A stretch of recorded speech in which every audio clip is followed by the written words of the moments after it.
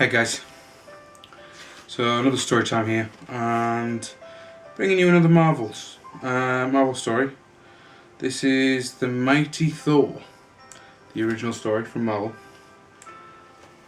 2012 edition, based on Marvel comic book series Thor. This one is done by Rich Thompson.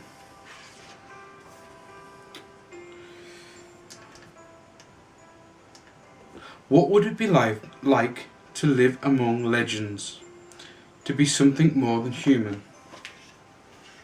To hold great power in your hands and know how to use it? To be feared? To be brave? To be honoured? To be mighty? Some are born with these qualities, and some spend their lives working to attain them. This is a story about someone who was born into royalty but needed to earn his honour. This is a story about a hero named Thor. Thor's realm was called Asgard. It sat like an island whose shores were swept by the seas of space. The people who lived in Asgard were called Asgardians, and the Asgardians called the world Midgard. The only way to reach our world from theirs was by a rainbow bridge, Bifrost. The bridge was guarded by a sanctuary called Heimdall. Even though Asgard was well protected, threats were endless. Thor was one of the land's greatest protectors. He was also a prince. He lived with his brother Loki in the castle of their father Odin. Thor was arrogant and chose his friends for their loyalty and brave warriors.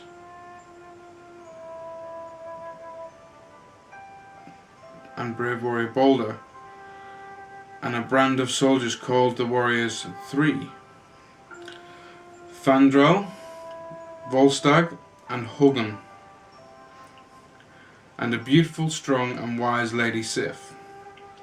Thor's father, Odin, ruled over all of Asgard. He and his wife, Frigga, wanted nothing more than their sons to grow up to be worthy rulers. But there could be only one supreme ruler of Asgard. Only one who could be like Odin. And even though Loki was thoughtful, clever and quick, Thor was firstborn, and so the throne was his by right. To determine when Thor would be ready to rule, Odin had a special hammer made. It was forged from the mystical metal called Uru, which came from the heart of a dying star. The hammer was named Mimir, and it held great power. But no one could be able to lift the hammer unless he or she was worthy.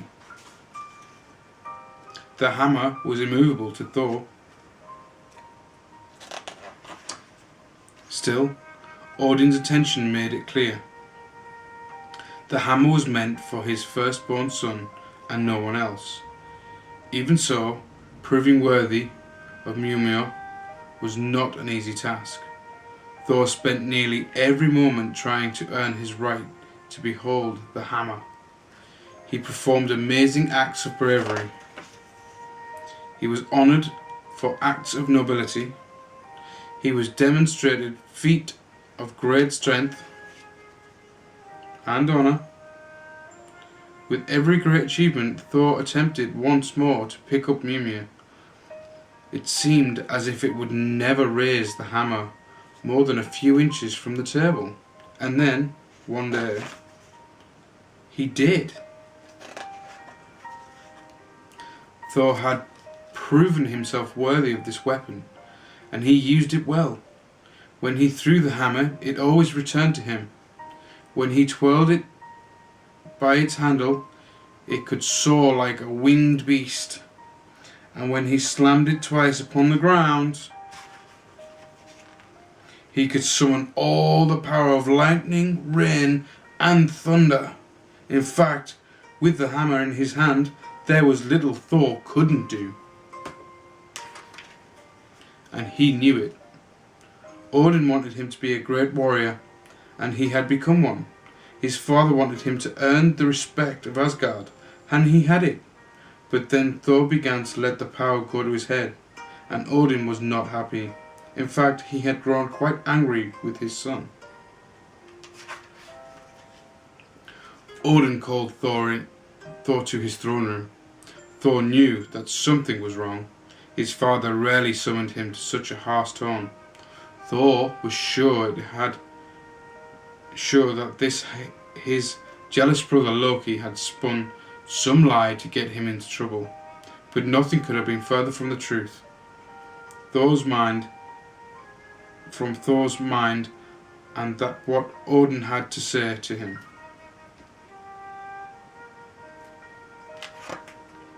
Odin told Thor that he was his favourite son. He told him that he was brave beyond compare and noble as a prince must be. He told him that his strength was legendary and that he was the best warrior in the kingdom. But Thor did not know what it meant to be weak or to feel pain, and without knowing humility, Thor could never be truly honourable warrior. Odin was angry. In his rage, he tore Mimir from Thor's hand and threw it towards Midgard. Then he stripped Thor of his armour and sent him to Earth. Odin made his son believe that he was a medical student with an injured leg named Don Blake. As Blake, Thor learned to study hard. At times, he thought he might fail, but he worked harder than he had ever had in Asgard. And in the end, he had earned his degree. He allowed others to help him with his injury. In doing so, he discovered that people were generally good. Thor learned to truly love humanity. As a surgeon, he treated the sick. He helped weak people find their strengths. And one day, while on holiday in Norway, Don Blake found himself trapped inside a cave. The only possible exit lay beyond a boulder. He found a staff on the ground and he shoved it under the boulder. He tried with all his might to move the rock. He pushed and pushed. Nothing. He was so angry that he took the staff and struck it on the ground. And that's when he became clear that it was no ordinary stick. It was Mimir in disguise. Odin had sent Don to this cave.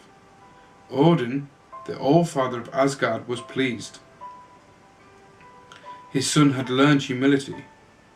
He had at long last become a complete hero. He had become human in spirit, but still and now forever, he was the mighty Thor. The end, guys. I hope you enjoyed that. Let's see what else we've got down here, should we? So, stars at bedtime.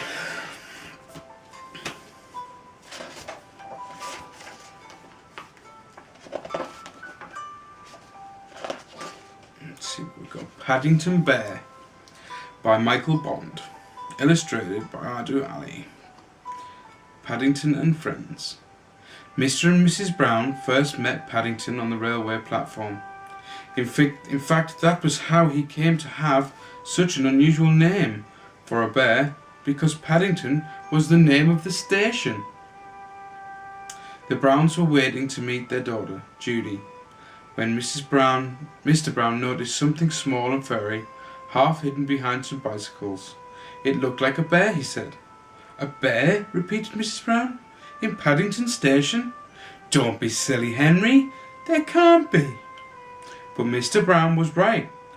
It was sitting on an old leather suitcase marked "Wanted on Voyage." As they drew near, it stood up and politely raised its hat. "Good afternoon," it said. "May I help you?" "That's very kind of you," said Mr. Brown, "but as a matter of fact, we were wondering if we could help you." "You're a very small bear to be all alone in a station," said Mrs. Brown. "Where are you from?" The bear looked around carefully before replying. "Darkest Peru. I'm not really supposed to be here at all. I'm a stowaway."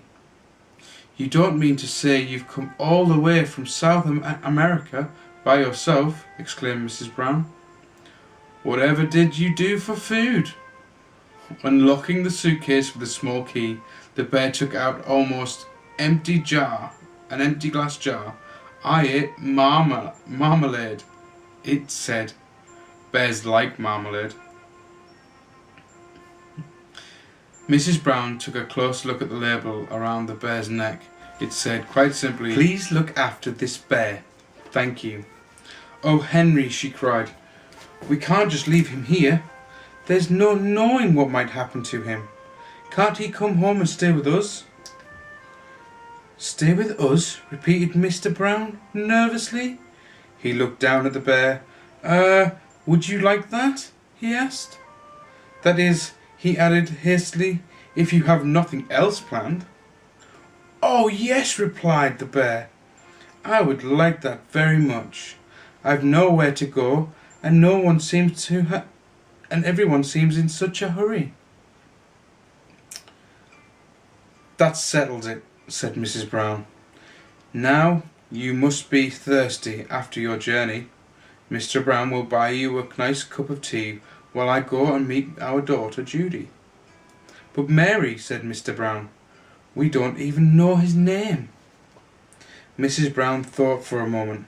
"I know," she said. "We can call him Paddington, after the station." "Paddington?" The bear tested it several times to make sure it sounded very important. Mr. Brown tried it out next. "Follow me, Paddington," he said. "I'll take you to the restaurant." Paddington had never been inside a restaurant before, and he was very excited when he saw that what Mr. Brown had bought him. He was so hungry and thirsty he didn't know which to do first, eat or drink. "I think I'll try both at the same time, if you don't mind," he announced. Without waiting for a reply, he climbed onto the table and promptly stepped on a large cream and jam cake. Mr. Brown stared out the window, pretending he had tea with a bear in Paddington Station every day of his life. "Henry," cried Mrs. Brown, when she arrived with Judy, "what are you doing to that poor bear? He's covered in jam and cream." Paddington jumped up and raised his hat. In his haste, he slipped on a patch of strawberry jam and fell over backwards into his cup of tea. "I think we'd better go before anything else happens," said Mrs. Brown. Judy took hold of Paddington's paw. "Come along," she said. "We'll take you home, and you can meet Mrs. Bird and my brother Jonathan."